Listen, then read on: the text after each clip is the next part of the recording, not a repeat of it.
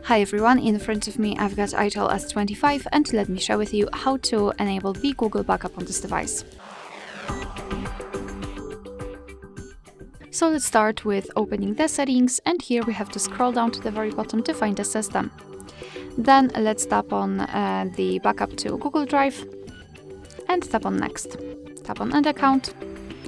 And now make sure that you've got the internet connection because it is required for this operation. And here in this step you can either create a new account if you do not have your own yet, or simply type your email or phone. So let me quickly do it. Of course. And tap on next.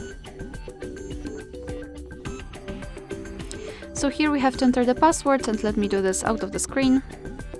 Alright. And tap on next. So here we have to decide who will be using this device. You have to decide actually. So just mark the option and tap on next. And Google Terms of Service and Privacy Policy.